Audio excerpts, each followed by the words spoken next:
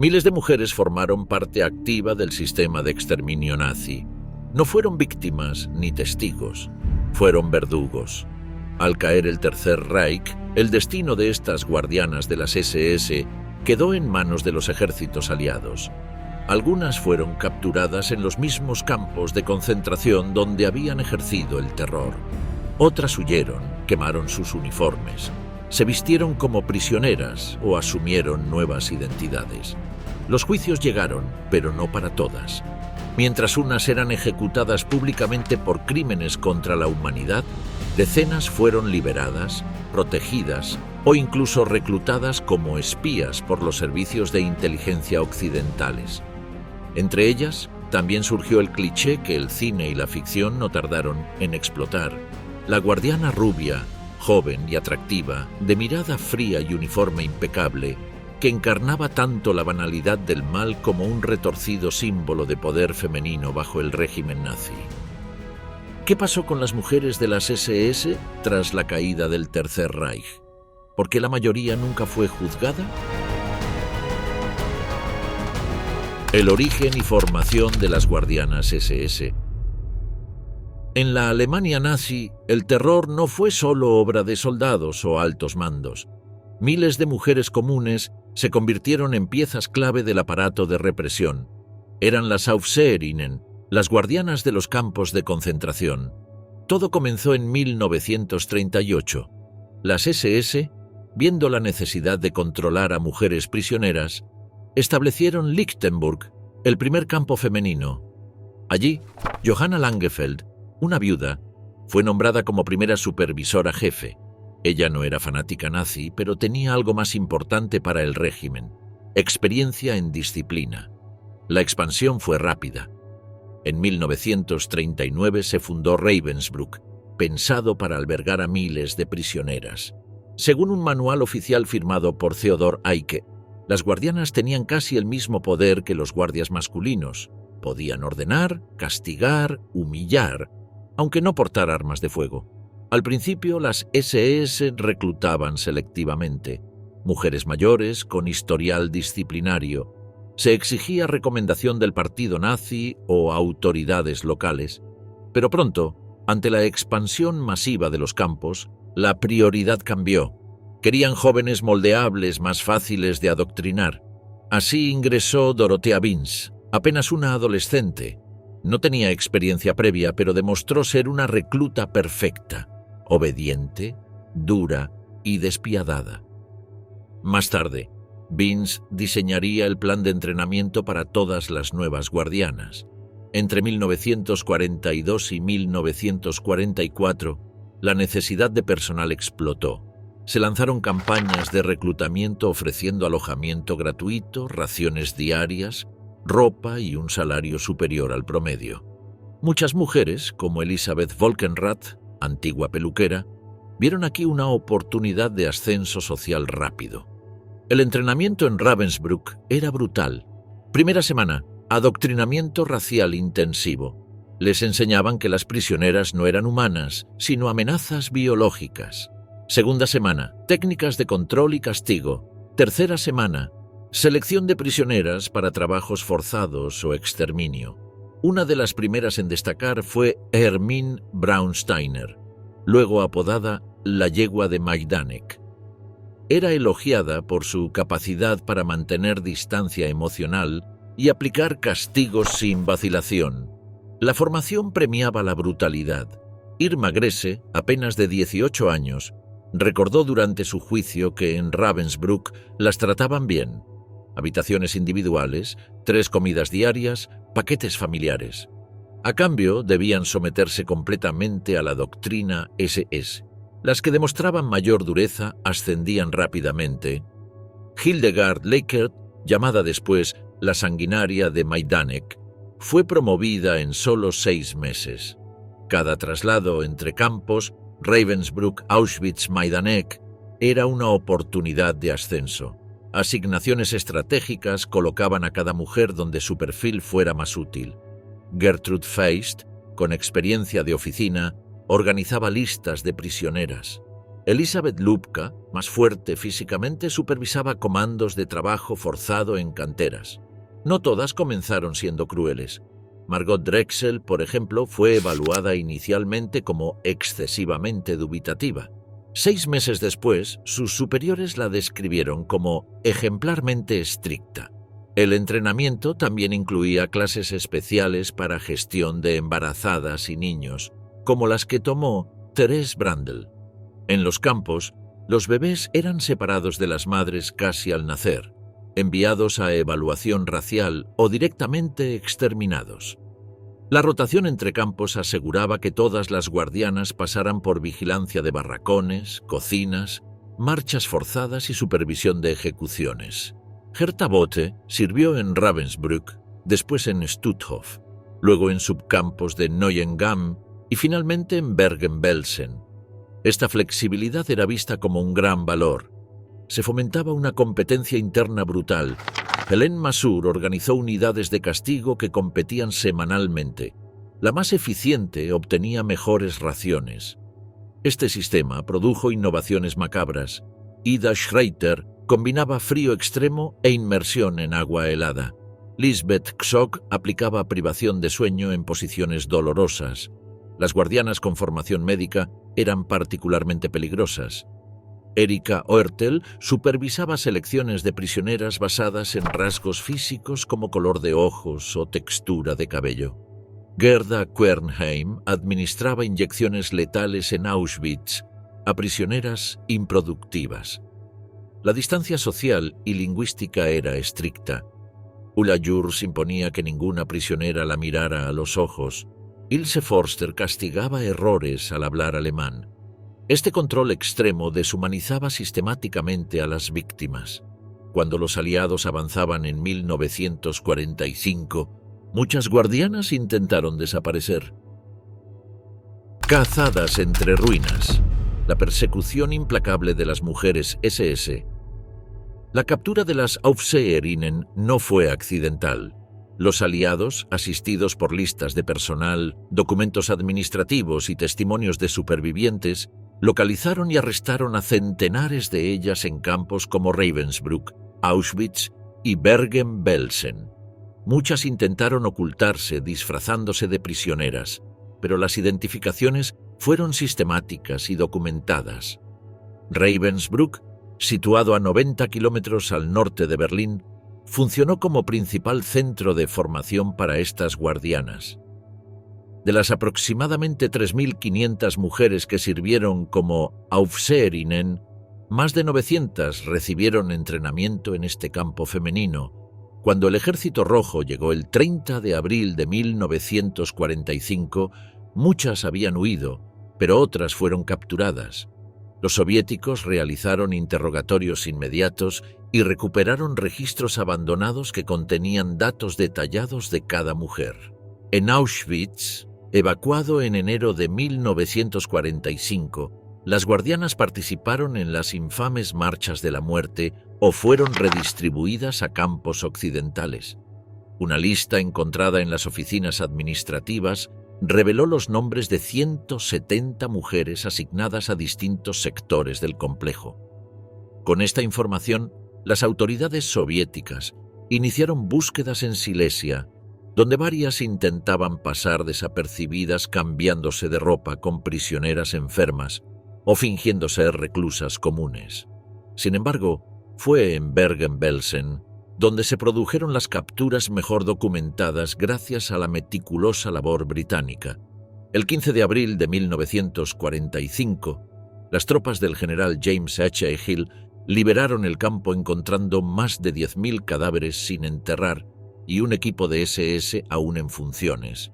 Entre el personal rendido había 28 guardianas que no tuvieron tiempo de huir. La fotografía tomada por George Roger, donde aparecen formadas junto a oficiales masculinos, se convirtió en una de las imágenes más icónicas de este momento histórico. Entre ellas, Irma Grese, de apenas 22 años, fue inmediatamente reconocida por supervivientes que la señalaron como responsable de torturas sistemáticas. No obstante, muchas emplearon métodos improvisados para evadir la justicia. Se vistieron como prisioneras quemaron sus documentos o afirmaron ser enfermeras o cocineras del campo. En Stutthof, donde operaron unas 47 mujeres SSS, se encontró una fogata de papeles y prendas en el bloque administrativo, evidencia clara de un intento desesperado por borrar pruebas incriminatorias. Otras escaparon hacia Austria y Baviera utilizando documentos falsos o identidades inventadas. A pesar de estos intentos, los aliados generaron una extensa documentación sobre estos arrestos. Los archivos británicos conservan las listas de arrestos de Bergen-Belsen, mientras que los soviéticos elaboraron informes detallados sobre las capturas en Auschwitz y Ravensbrück. Fotografías tipo ficha policial muestran a estas mujeres con placas numeradas colgadas del cuello, algunas sosteniendo carteles improvisados con su nombre y función. Lejos de parecer arrepentidas, muchas mantenían actitudes desafiantes, como notó el cabo británico Reginald Norris. Estaban formadas, como si fuera un cambio de guardia, no lloraban. Una incluso pidió cigarrillos. Cuando comenzamos a tomar fotos, algunas miraban directo a la cámara, parecían orgullosas. Así, la captura de las mujeres de las SS no fue simplemente un acto de represalia, sino una operación documentada, estructurada y basada en evidencia. Aunque muchas lograron huir, cientos fueron detenidas gracias a listas, testimonios de supervivientes y rastreos forenses. Sus rostros, ahora registrados en los archivos históricos, pasarían a enfrentar distintos destinos, desde la justicia expedita hasta, en muchos casos, una inquietante impunidad.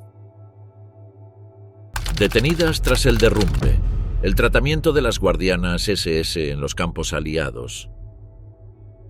Tras la caída del Tercer Reich, miles de miembros del aparato nazi fueron capturados en un continente sumido en el caos. Entre ellos, las Aufseherinnen, las guardianas de los campos de concentración, enfrentaron un destino incierto. No todas fueron juzgadas inmediatamente ni enfrentaron la muerte en la horca. Muchas pasaron semanas, meses e incluso años como prisioneras bajo custodia aliada, en una espera silenciosa que oscilaba entre el miedo, la degradación y la humillación.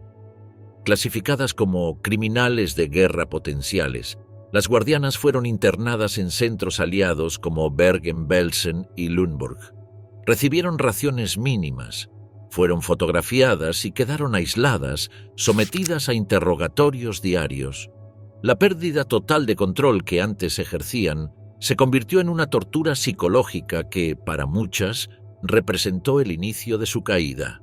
En los campos británicos como el Civil Internment Camp número 5 en Lüneburg, las condiciones de reclusión eran severas pero regladas.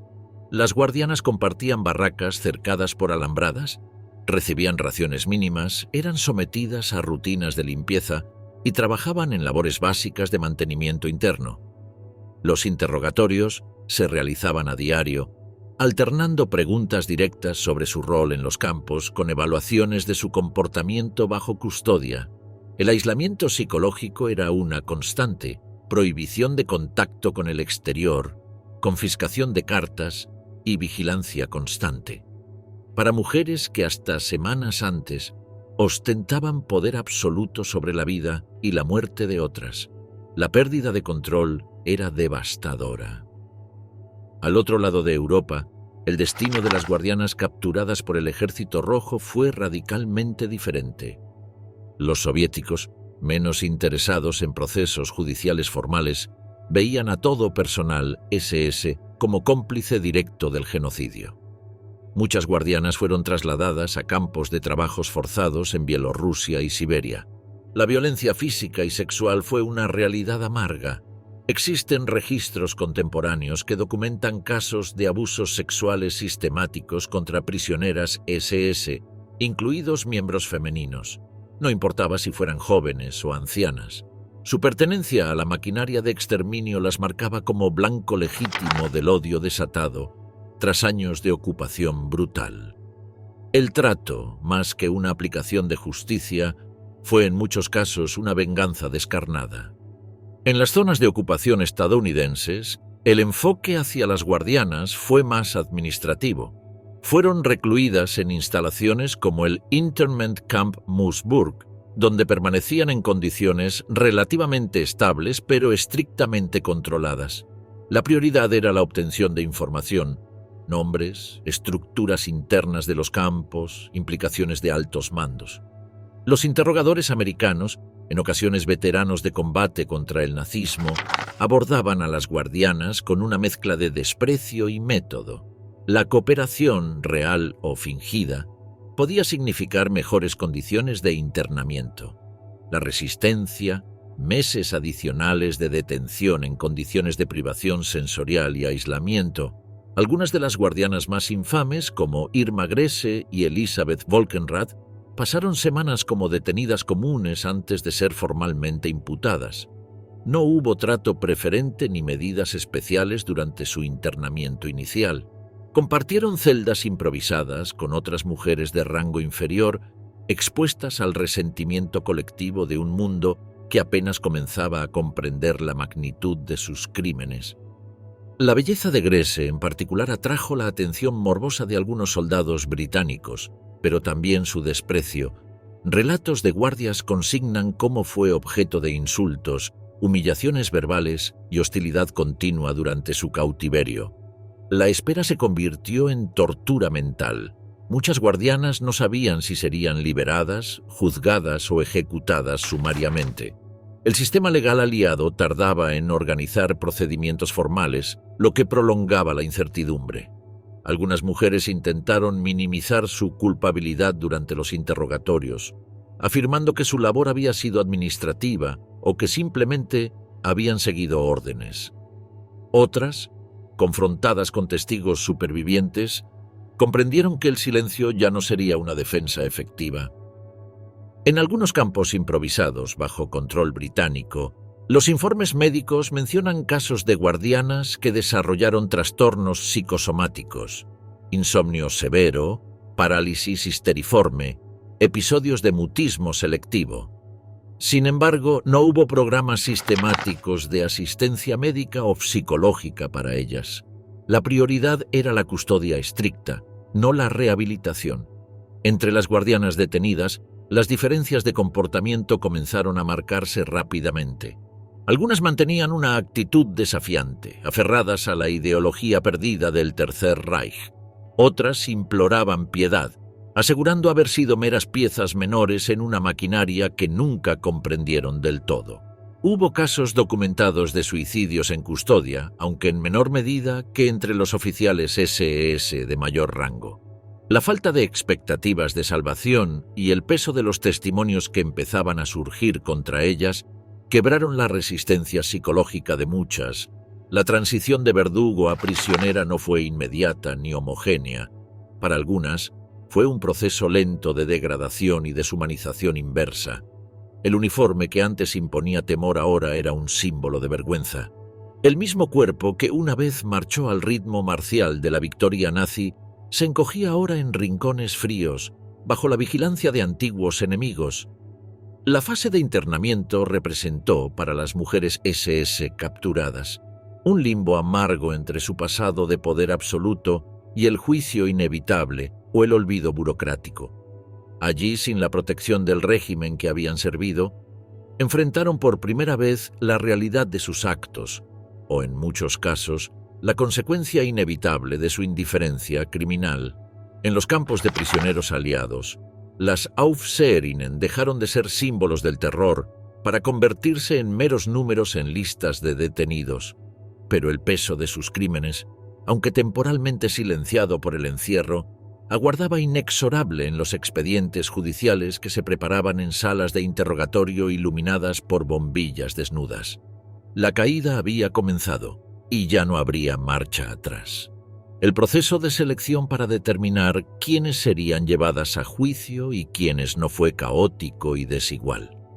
Mientras algunas guardianas enfrentaron cargos formales por crímenes de guerra, otras fueron clasificadas como personal de baja prioridad o colaboradoras menores, lo que permitió su liberación anticipada. La falta de pruebas individuales detalladas y la presión política para acelerar la estabilización de Alemania Occidental llevaron a que numerosos casos quedaran archivados sin investigación formal. Juicio final, cuando las verdugas se enfrentaron a la historia. Tras el colapso del Tercer Reich, los aliados enfrentaron el desafío monumental de juzgar a los responsables del genocidio nazi. Los procesos contra las guardianas femeninas formaron un capítulo singular en esta empresa, revelando detalles espeluznantes sobre su participación activa en la maquinaria de muerte. A pesar de esto, solo una fracción del total fue llevada ante los tribunales, demostrando que la justicia de posguerra tenía limitaciones significativas. El primero y más mediático fue el juicio de Bergen-Belsen, celebrado por un tribunal militar británico en Lüneburg entre septiembre y noviembre de 1945. Este proceso incluyó a 45 acusados, 16 de ellos mujeres que habían servido tanto en Bergen-Belsen como en Auschwitz. Enfrentaban cargos graves: complicidad en asesinatos masivos, torturas físicas y psicológicas, selecciones para las cámaras de gas y negligencia criminal en la supervisión del campo. El tribunal aplicó la sección 4 de la Ley del Consejo de Control Aliado, que permitía enjuiciar crímenes contra la humanidad. Entre las acusadas destacaban Irma Grese y Elisabeth Volkenrath, figuras emblemáticas de la brutalidad femenina en los campos. Testimonios las situaban en golpizas, selecciones para cámaras de gas y castigos públicos. Ambas fueron condenadas a muerte junto a otras 3 mujeres en el juicio de Bergen-Belsen. El 17 de noviembre de 1945, el tribunal emitió su veredicto: 11 condenas a muerte, 5 mujeres entre ellas, 19 penas de prisión y 14 absoluciones. Grese, Volkenrath, Juana Bormann, Frida Schulz y Franziska Schroeder fueron sentenciadas a morir en la horca. El verdugo británico Albert Pierrepoint ejecutó las sentencias en la prisión de Hamelin un mes después, reportando en su informe oficial cómo Grese, pese a su juventud, mantuvo una actitud fría y desafiante hasta el final. Paralelamente, el juicio de Auschwitz, organizado por el Tribunal Supremo Nacional de Polonia en Cracovia a finales de 1947, abordó exclusivamente los crímenes cometidos en el mayor campo de exterminio del régimen nazi. Entre los 40 acusados figuraban 4 mujeres SS. Maria Mandl, jefa de guardias del campo femenino, fue acusada de ordenar ejecuciones, participar en selecciones y dirigir el infame Bloque de la Muerte, ganándose el apodo de la bestia femenina de Auschwitz. Therese Brandl, Louise Dantz y Alice Orlovsky enfrentaron acusaciones por brutalidad contra mujeres embarazadas, golpizas con varas metálicas y participación en la separación de niños para ser gaseados. Mandl y Brandl fueron condenadas a muerte y ejecutadas en enero de 1948, mientras Dantz recibió cadena perpetua y Orlovsky 15 años de prisión. Finalmente, los juicios de Ravensbrück, desarrollados en 5 series entre 1946 y 1948 por tribunales militares británicos en Hamburgo, constituyeron el proceso más prolongado sobre un campo femenino. Juzgaron a 38 mujeres SS y 6 médicos. Dorothea Binz, jefa de entrenamientos en Ravensbrück, conocida por golpear hasta la muerte a prisioneras con su bastón de bambú, enfrentó testimonios que la situaban en ejecuciones y castigos colectivos. Emma Zimmer fue acusada de supervisar gaseamientos de prisioneras seleccionadas por no ser aptas para el trabajo. Ruth Neudeck, llamada el azote de los polacos, dirigía pelotones de ejecución. El primer juicio concluyó con 11 sentencias de muerte, incluyendo a estas 3 mujeres, cuyas ejecuciones se llevaron a cabo en mayo de 1947. Durante los interrogatorios emergió un patrón defensivo común entre las acusadas. Irma Grese afirmó: «No recuerdo haber disparado a nadie directamente, pero sí grité para que se mantuvieran en formación durante las elecciones». Maria Mandl insistió: «No tenía elección. Los nombres eran enviados por el doctor Mengele. Yo simplemente abría la puerta del bloque». Ruth Neudeck argumentó: Si no cumplía órdenes, yo misma habría acabado en la horca. Era la ley del campo. Sin embargo, el tribunal que condenó a Dorothea Vince estableció en su sentencia: el tribunal considera probado, sin duda razonable, que la acusada golpeó, torturó y asesinó con plena conciencia de sus actos. Su sadismo fue corroborado por 23 testimonios. Las cifras oficiales consolidadas por la Comisión de Crímenes de Guerra de la ONU, 1949, confirman que en total 58 mujeres fueron juzgadas, 18 condenadas a muerte y 30 a distintas penas de prisión. Es crucial entender que cientos de otras mujeres SS nunca fueron procesadas. Algunas lograron evadir la justicia, otras fueron detenidas pero liberadas tras breves condenas, y un número menor murió antes de ser juzgada. Estos procesos no solo visibilizaron la brutalidad femenina, sino que también sentaron las bases legales para considerar a cualquier individuo, independientemente de su género, como posible autor de crímenes contra la humanidad.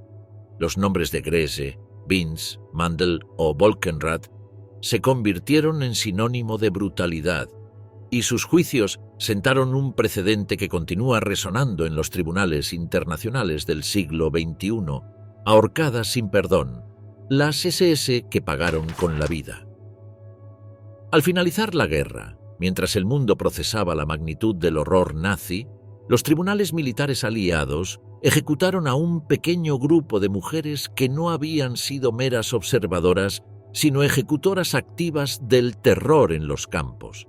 Sus ejecuciones, documentadas meticulosamente por testigos y archivos militares, constituyeron un capítulo excepcional en la historia de la justicia internacional, demostrando que la responsabilidad por crímenes contra la humanidad no distinguía género.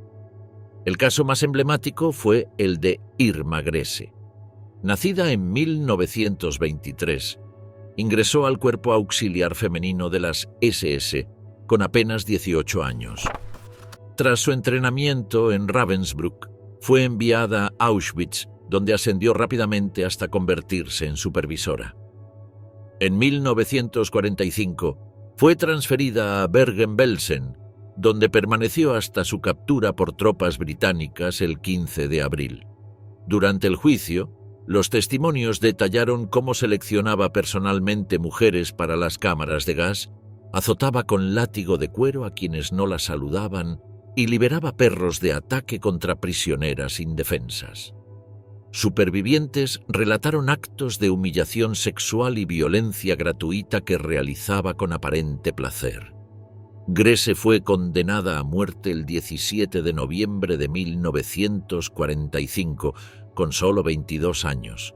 La prensa británica y europea la retrató como una mezcla siniestra de belleza y maldad. Durante las sesiones judiciales se mostró altiva, negando cualquier culpa y repitiendo: «Yo solo hacía lo que me ordenaban». Su juventud y atractivo físico contrastaban con la crueldad de sus actos, creando una imagen que fascinaría morbosamente a la opinión pública durante décadas. Por su parte, Elisabeth Volkenrath representaba un nivel jerárquico superior. Nacida en 1919, fungió como supervisora general de mujeres en Auschwitz y posteriormente en Bergen-Belsen. Su expediente incluía la coordinación de selecciones para cámaras de gas, dirección de castigos colectivos y diseño de horarios de trabajo extenuantes que causaban muertes por agotamiento.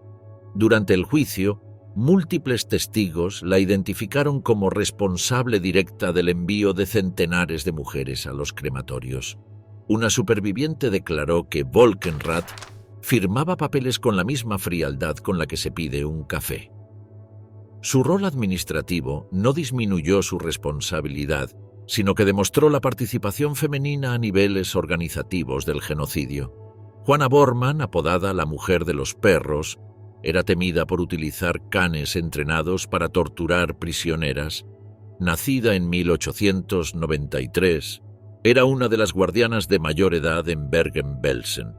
Testigos afirmaron que los animales, adiestrados para atacar al menor gesto, se lanzaban sobre mujeres esqueléticas por orden directa de Bormann, quien observaba el espectáculo con evidente placer. Durante el juicio mantuvo una actitud pasiva, sin negar los hechos ni mostrar emoción alguna ante las acusaciones. Su edad avanzada no fue considerada atenuante dada la extrema crueldad demostrada. El 12 de diciembre de 1945, el British War Office firmó la autorización para ejecutar a 11 condenados por el juicio de Bergen-Belsen, entre ellos Gresse, Volkenrath y Bormann. Las órdenes detallaban fecha, 13 de diciembre, lugar, prisión de Hamelin, verdugo, Albert Pierrepoint, método, ahorcamiento e instrumentación técnica. El documento especificaba incluso el cronograma.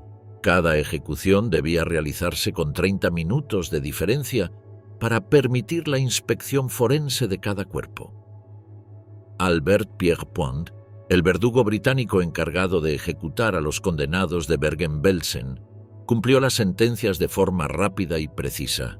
Irma Gresse, Volkenrath y Bormann fueron colgadas el 13 de diciembre de 1945 en la prisión de Hamelin. El procedimiento se realizó en una sala adaptada dentro del penal, sin presencia de público. Solo asistieron Pierrepoint, un médico forense, 2 oficiales británicos y un testigo civil.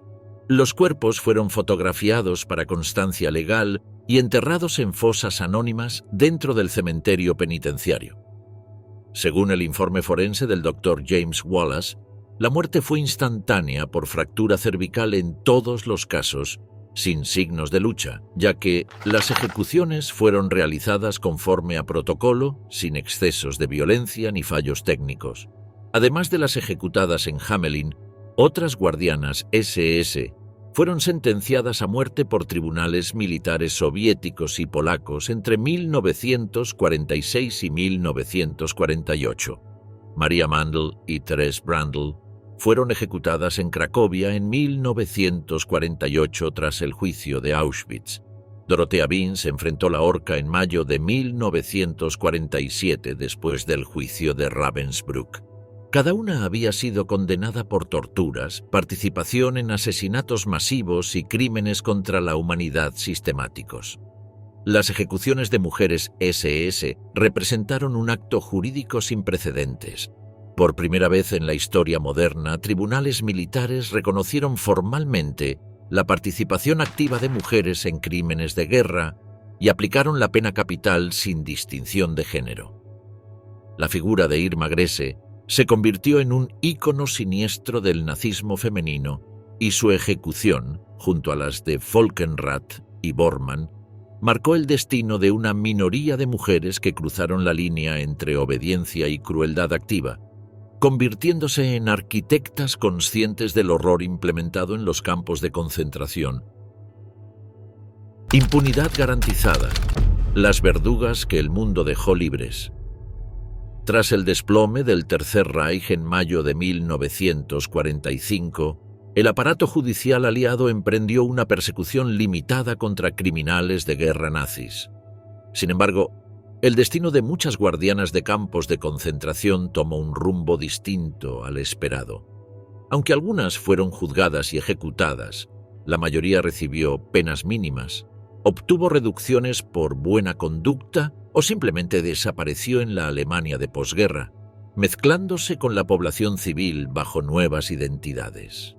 A pesar de sus condenas, la mayoría de las guardianas cumplieron solo una fracción de sus penas.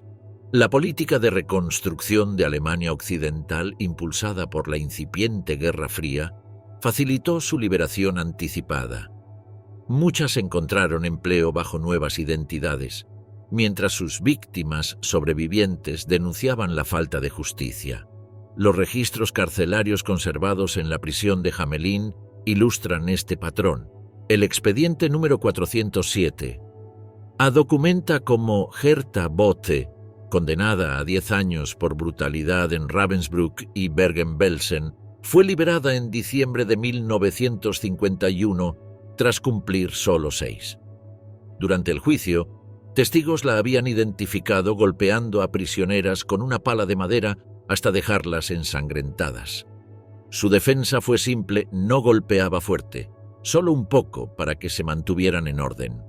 Durante su detención, informes carcelarios favorables facilitaron su liberación anticipada. Un documento de abril de 1950 señala: la prisionera Bode ha demostrado buena conducta, colabora con el personal y manifiesta arrepentimiento moderado, recomendada para revisión de pena.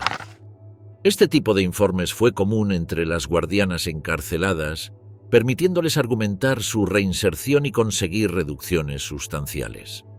Las víctimas expresaron indignación ante estas liberaciones tempranas. Helena Malinowska, periodista judía polaca superviviente de Bergen-Belsen, declaró en 1963 durante un intento de reapertura del caso Bote: en 1955 la vi en un mercado de Hannover. Vendía flores. Su rostro era el mismo, pero su cabello había cambiado. Me quedé paralizada. ¿Cómo es posible que camine libremente quien nos hacía marchar bajo golpes cada mañana?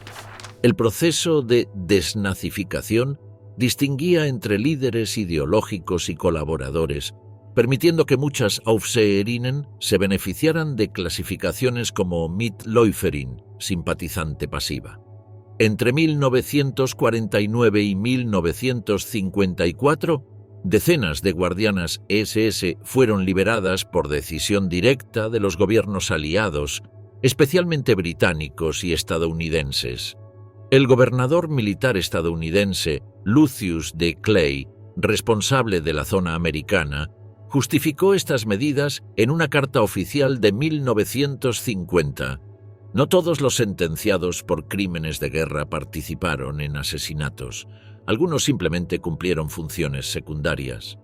El mantenimiento de estas personas en prisión es innecesario para la estabilidad de Alemania Occidental. Bajo este razonamiento, guardianas como Ilse Lotte, Alice Orlovsky y Else Kruger fueron liberadas antes de 1955, encontrando empleo en hospitales, escuelas o pequeños comercios, frecuentemente bajo identidades nuevas. El anonimato se convirtió en la estrategia principal para evadir la justicia. El Ministerio del Interior alemán registró durante los años 50 más de 200 cambios de nombre vinculados a exfuncionarias del régimen nazi.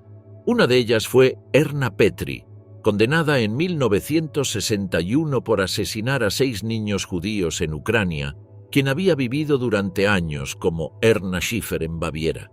El caso más enigmático fue el de Elfriede Monecke, guardiana en Lublin-Majdanek. Condenada a 10 años en 1948, fue liberada en 1952 y desapareció completamente. Una investigación de Der Spiegel en 1983 la ubicó en Hamburgo trabajando como costurera bajo el nombre de Elfriede Moller. A partir de los años 60, algunos tribunales alemanes reabrieron expedientes, en parte por presión internacional. Sin embargo, muchas guardianas fueron declaradas no aptas para juicio debido a su edad avanzada. Un número mínimo de guardianas expresó arrepentimiento público. Gertrud Heise escribió en 1988 una carta al Museo de Auschwitz, reconociendo su rol como vigilante en Ravensbrück, pero su testimonio nunca se utilizó en procesos legales.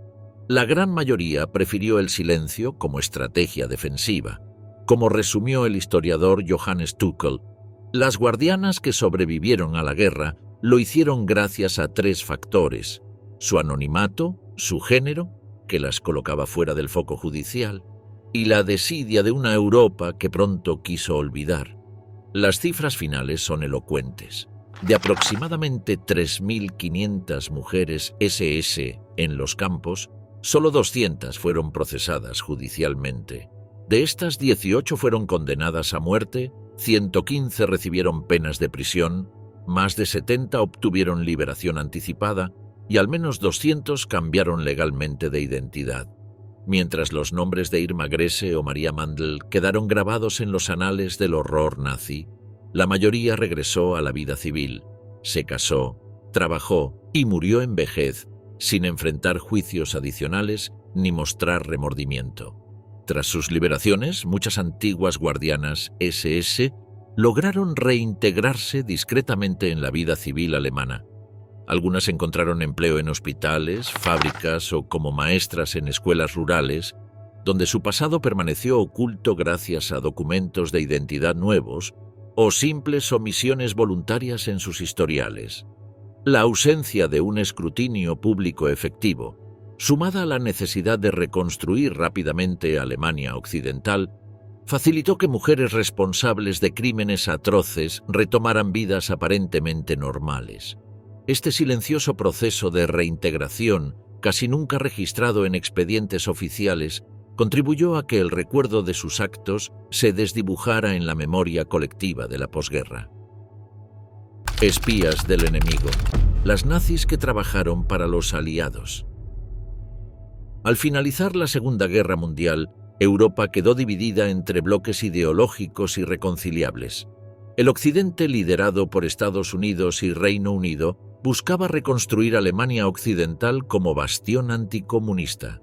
En este contexto, la justicia contra criminales nazis quedó subordinada a intereses geoestratégicos, generando un fenómeno tan oscuro como revelador: la integración de antiguos miembros de las SS, incluso mujeres guardias de campos de concentración, como informantes o agentes encubiertos en redes de inteligencia aliadas. El caso más documentado es el de Hildegard Lechert, conocida como la sanguinaria de Majdanek. Nacida en Berlín en 1920, trabajó inicialmente como enfermera hasta ser asignada como Aufseherin en Ravensbrück, Majdanek y Auschwitz. Su reputación se forjó mediante actos de violencia extrema contra prisioneras. Los sobrevivientes relataban cómo azotaba, pateaba y seleccionaba mujeres para las cámaras de gas con especial crueldad. Un testigo recordaría: cuando hablaba con prisioneras, su rostro cambiaba completamente, adoptando una expresión bestial.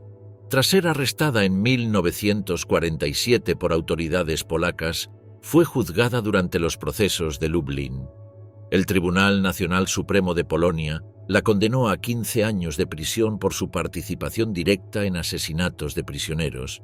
Sin embargo, en 1956, apenas 9 años después de su sentencia, Lechert fue liberada por buena conducta, en el marco de revisiones de penas impulsadas discretamente por agencias occidentales interesadas en su potencial utilidad. Documentos desclasificados por el Archivo del Servicio de Inteligencia Alemán, BND, revelan que entre 1956 y 1958, Lechert fue reclutada por la CIA y la organización Gehlen, precursora del BND, para actuar como informante en Berlín Occidental. Su conocimiento del este europeo, red de contactos y experiencia en Polonia la convirtieron en candidata idónea para infiltrarse en círculos comunistas. Un informe de diciembre de 1957 del Field Operations Division of CIA Berlin Station detallaba: la operativa H. Lechert presenta un perfil útil para operaciones en el sector polaco. Posee experiencia en campo, habla fluentemente alemán, polaco y rudimentos de ruso. Ha cooperado plenamente en sesiones de evaluación. La CIA la utilizó principalmente en tareas de reconocimiento de excombatientes comunistas polacos, seguimientos en puertos de Szczecin y recopilación de nombres de exagentes soviéticos operando en Alemania Oriental. Otro documento del Office of Policy Coordination del BND en Bonn, fechado en 1959, reportaba: el agente B-47L, Lechert, ha entregado 2 informes sobre movimientos sospechosos en el sector de Gorzów-Wielkopolski. La información coincide con fuentes independientes. Se autoriza bonificación de 400 marcos alemanes. A pesar de sus vínculos con servicios occidentales, su pasado como criminal de guerra nunca desapareció completamente. En 1975, nuevas pruebas aportadas por supervivientes de Majdanek permitieron reabrir su caso. El proceso de Düsseldorf de 1981 fue uno de los más extensos de la posguerra. Lechert fue acusada formalmente de complicidad en la muerte de 180 personas y maltrato sistemático a cientos de prisioneras. Los testigos describieron cómo pateaba el vientre de mujeres embarazadas, mientras decía «así nace menos escoria», y cómo dirigía filas hacia el crematorio silbando melodías infantiles. Fue condenada a 12 años de prisión, pero la sentencia se consideró cumplida parcialmente por su anterior detención en Polonia. Volvió a la vida civil en 1985 y murió en libertad en 1995, sin mostrar jamás arrepentimiento por sus crímenes. Aunque Lechert representa el caso más conocido, no fue la única. La organización Gehlen, integrada por exoficiales de la Wehrmacht y las SS, reclutó sistemáticamente a individuos con experiencia territorial en Europa del Este. Entre sus colaboradoras se documentan al menos 3 exguardianas SS que sirvieron como informantes del BND entre 1955 y 1962, aunque sus nombres siguen parcialmente clasificados. Un documento del BND desclasificado en 2011, titulado Anwerbungen aus dem Sektor ehemaliger NS-Funktionäre, reclutamiento desde el sector de exfuncionarios nazis, incluye una sección sobre mujeres con experiencia en Polonia y Ucrania reclutadas para operaciones de contrainteligencia. El informe señala que el conocimiento de costumbres, rutas rurales y jerga local de estas mujeres, además de su entrenamiento autoritario, las hace especialmente valiosas para tareas de observación y recolección de datos en regiones de difícil acceso. Estos acuerdos implicaban un pacto tácito, colaboración a cambio de inmunidad judicial. Este mecanismo, aunque útil para los intereses occidentales, bloqueó durante años los esfuerzos de grupos de víctimas por llevar a más responsables ante la justicia. El historiador Klaus-Dieter Müller, del Instituto de Historia Militar de Potsdam, lo explica. No se trató de decisiones accidentales. Fue una estrategia diseñada para armar una red que pudiera competir con la KGB. Si eso implicaba recurrir a excriminales de guerra, se asumía como un mal necesario. En 2011, el Bundestag alemán aprobó una moción para desclasificar documentos relacionados con la operación Paperclip y la red de informantes nazis. Se reveló que al menos 72 exoficiales y funcionarias del régimen colaboraron activamente con los aliados, incluidas 5 mujeres que habían servido en campos de concentración. Los registros indican que aproximadamente 120 colaboradores nazis trabajaron para el BND entre 1949 y 1962, con al menos 80 casos documentados de pagos a informantes con pasado nazi. La historia de las guardianas no terminó siempre en el banquillo de los acusados ni bajo la horca. Algunas, como Hildegard Lechert, volvieron a ocupar roles centrales, no como prisioneras, sino como agentes al servicio de nuevos poderes. La incorporación de criminales de guerra en redes de inteligencia no fue un fenómeno aislado. Bajo operaciones como Paperclip en Estados Unidos y Operación Gladio en Europa, decenas de antiguos nazis, incluidos oficiales de campos de concentración, fueron reclutados para luchar contra la expansión comunista. Esta estrategia, aunque considerada pragmática en su momento, dejó profundas heridas en la memoria histórica y alimentó teorías de encubrimiento y doble moral en los procesos de justicia de posguerra. Desaparecidas sin rastro, las guardianas que borraron su identidad. En mayo de 1945, los aliados comenzaron la titánica tarea de identificar y juzgar a los responsables del genocidio cometido en los campos de concentración. Sin embargo, mientras los principales líderes nazis enfrentaban juicios en Nuremberg, cientos de mujeres que sirvieron como guardias lograron evadir la justicia. Cambiaron de nombre, se mezclaron con la población civil, emigraron a otros continentes o simplemente desaparecieron en el caos de la posguerra, iniciando vidas nuevas construidas sobre el silencio y la negación. El fin de la guerra trajo consigo una crisis humanitaria sin precedentes. Con millones de desplazados, refugiados, prisioneros liberados y soldados derrotados moviéndose por toda Europa, las estructuras de identificación colapsaron temporalmente. Esta situación fue aprovechada por cientos de exguardianas SS para desaparecer sin dejar rastro. En campos como Stutthof, Auschwitz y Ravensbrück, al menos 300 mujeres SS desaparecieron en los días posteriores a la liberación, según informes de tribunales militares aliados. Muchas se despojaron de sus uniformes, quemaron documentos comprometedores y se vistieron como prisioneras o civiles para confundirse entre la población. Un informe del NKVD soviético de mayo de 1945 confirmaba que una cantidad indeterminada de personal femenino de las SS fue escondida por familiares en pueblos del este de Alemania. Los registros de arrestos del Ejército Rojo muestran que más de una docena de mujeres capturadas inicialmente como reclusas fueron posteriormente identificadas como exguardias gracias a denuncias de supervivientes. Con el colapso del sistema burocrático nazi, obtener documentación falsa resultaba relativamente sencillo.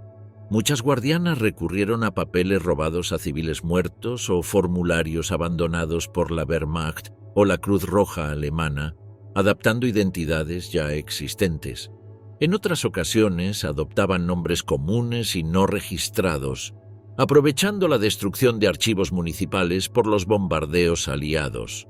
Un estudio elaborado por el Bundesarchiv alemán en 1973 determinó que al menos 137 exguardias SS cambiaron legalmente de nombre entre 1945 y 1950.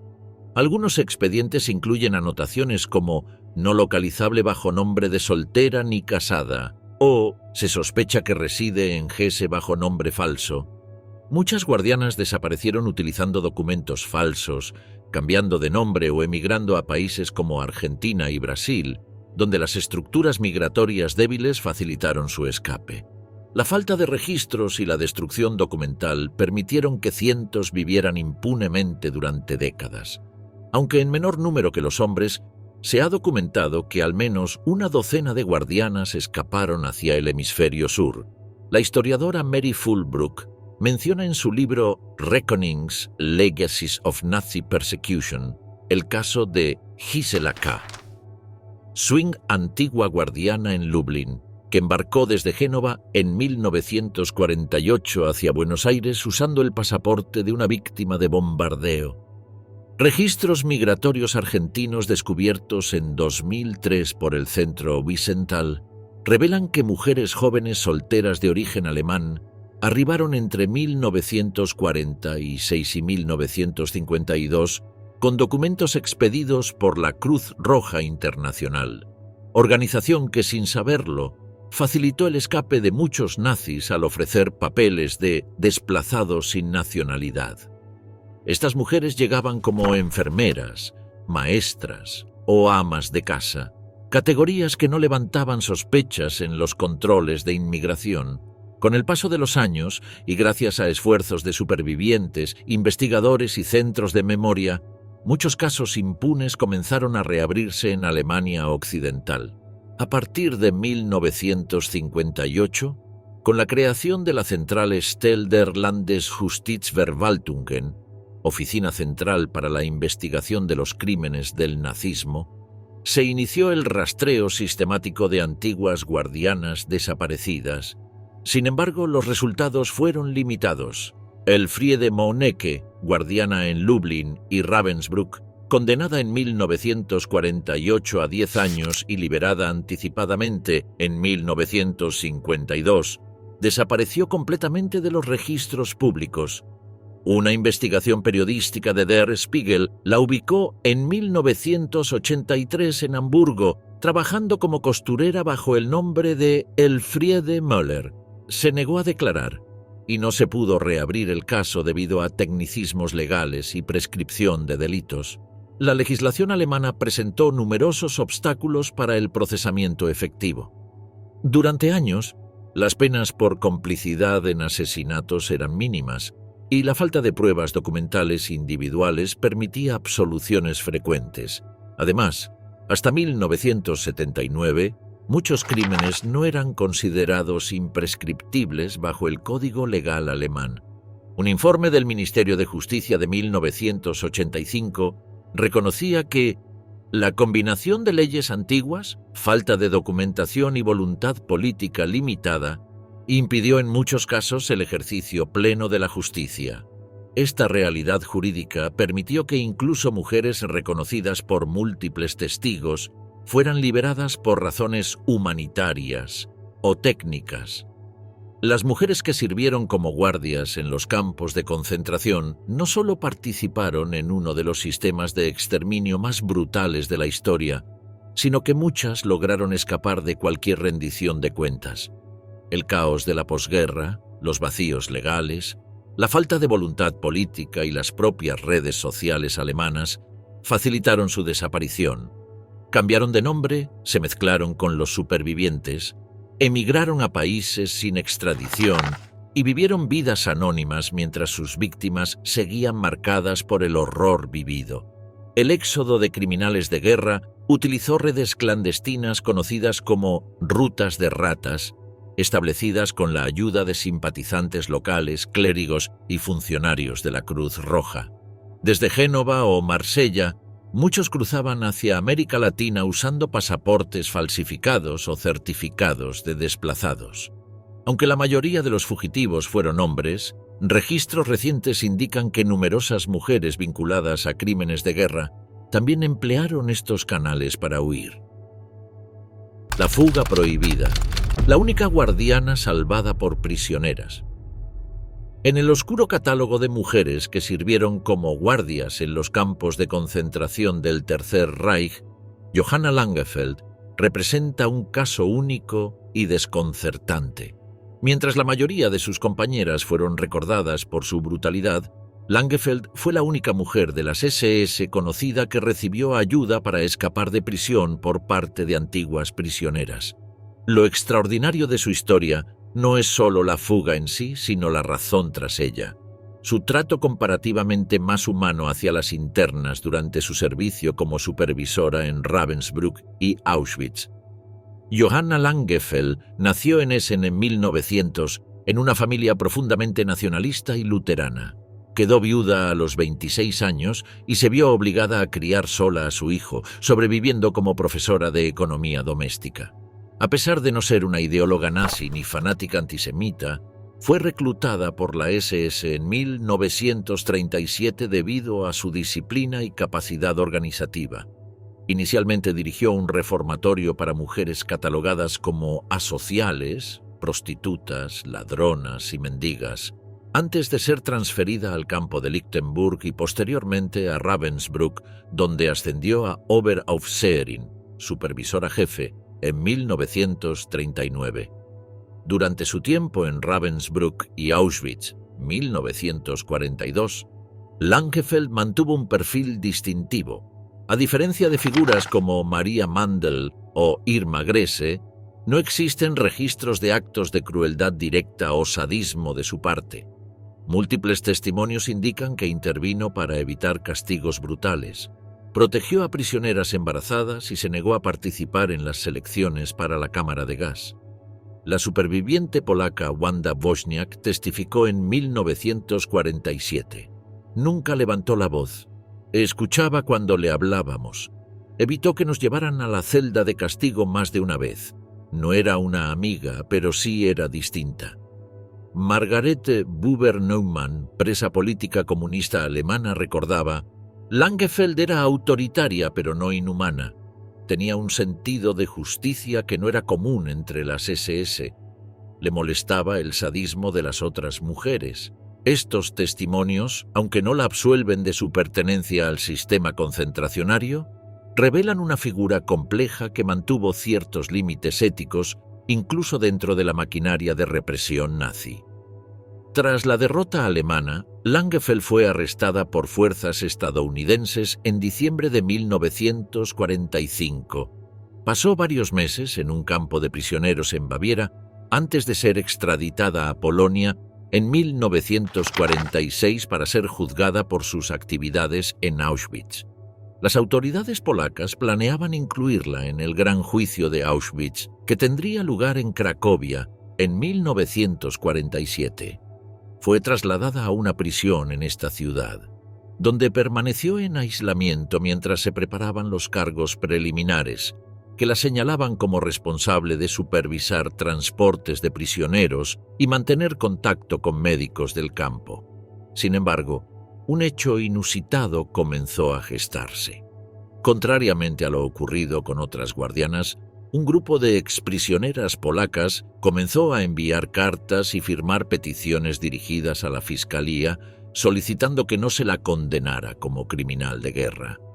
Los archivos del Instituto de la Memoria Nacional de Polonia revelan que entre febrero y septiembre de 1946, al menos 5 exprisioneras enviaron misivas a los fiscales afirmando que Langefeld no participó en torturas, actuó como mediadora entre prisioneras y la administración SS e intentó proteger a algunas internas de los experimentos médicos. Una de las firmantes, la abogada Zofia Garlinska, incluso propuso que Langefeld pudiera testificar en defensa de otras prisioneras. El 22 de diciembre de 1946 ocurrió lo impensable. Johanna Langefeld desapareció de su celda en la prisión de Cracovia. Según un informe confidencial fechado ese mismo día, su fuga fue facilitada por personal penitenciario con la colaboración activa de al menos 2 mujeres del personal administrativo, ambas antiguas detenidas del campo. El documento, clasificado como Operacja Ekran, afirma: la celda fue hallada vacía a las 6:45 de la mañana. La cerradura no había sido forzada. Las ropas de la prisionera habían sido dobladas. La pista se perdió en el área del barrio Dębniki, donde varias casas se encontraban sin censar tras la guerra. A diferencia de otros fugados que fueron recapturados rápidamente, Langefeld desapareció sin dejar rastro inmediato. En 1947, informes del gobierno militar estadounidense en Alemania Occidental indicaban que una mujer con su descripción había sido vista en Múnich, alojada en casa de una supuesta hermana.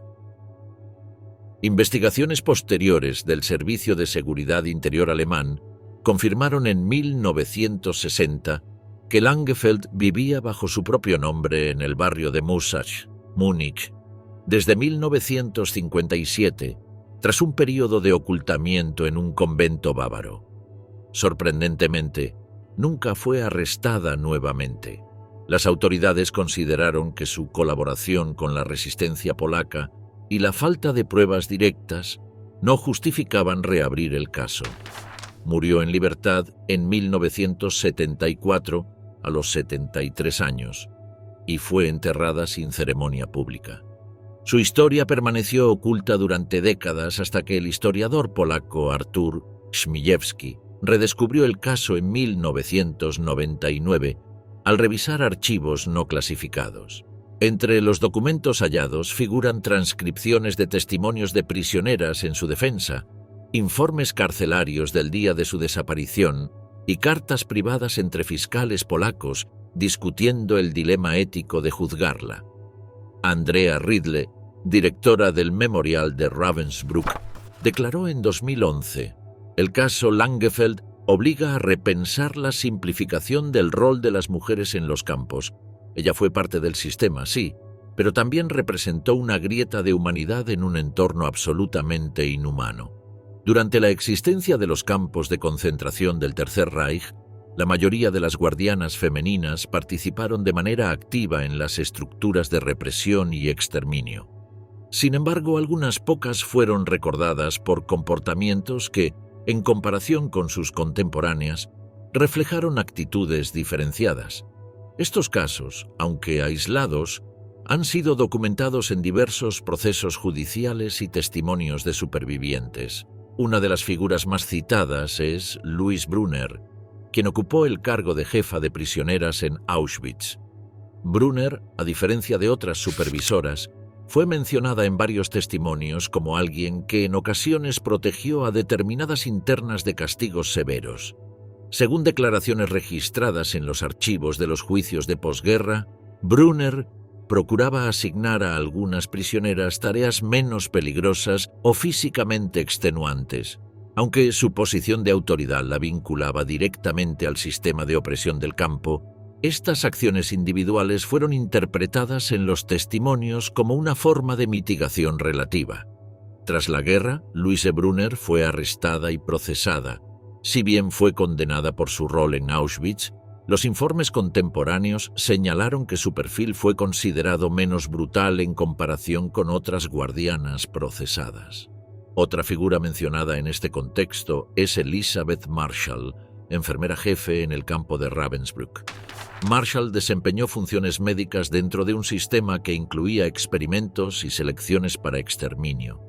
Sin embargo, existen registros aislados en los que se menciona que ayudó discretamente a algunas prisioneras enfermas. Testimonios de supervivientes sugieren que, en ocasiones, evitó que prisioneras debilitadas fueran enviadas a selecciones médicas que culminaban en la muerte o en experimentos letales.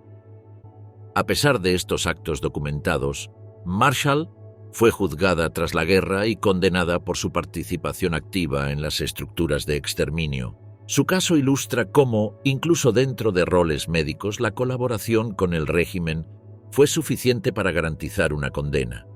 Therese Brandl constituye otro ejemplo donde ciertos matices de comportamiento fueron señalados. Brandl trabajó como supervisora en los campos de Auschwitz y Ravensbrück. Algunos testimonios recogidos en los procesos judiciales la describieron como alguien que, en ocasiones, mostraba un trato menos violento en comparación con otras guardianas. Se registraron episodios en los que evitaba participar directamente en castigos físicos. Sin embargo, Brandl fue implicada en selecciones de prisioneros para las cámaras de gas, función considerada fundamental en la maquinaria de exterminio. Durante el juicio de Auschwitz, celebrado en Cracovia en 1947, fue hallada culpable de complicidad activa en crímenes contra la humanidad y condenada a muerte. La sentencia fue ejecutada en enero de 1948. Entre los casos más estremecedores surgidos tras la guerra, se encuentra el de Erna Petry, esposa de un oficial de las SS. Aunque no formó parte del personal de los campos de concentración, su conducta revela hasta qué punto la violencia nazi contaminó incluso a los civiles asociados al régimen. Según registros judiciales, Petry ejecutó personalmente a 6 niños judíos que habían logrado escapar de un transporte. Al hallarlos, los condujo hasta su propiedad y los asesinó uno por uno. Capturada años después, su proceso judicial se convirtió en un ejemplo emblemático de la brutalidad consciente ejercida por algunas mujeres. Fue juzgada y condenada en Alemania Oriental en 1961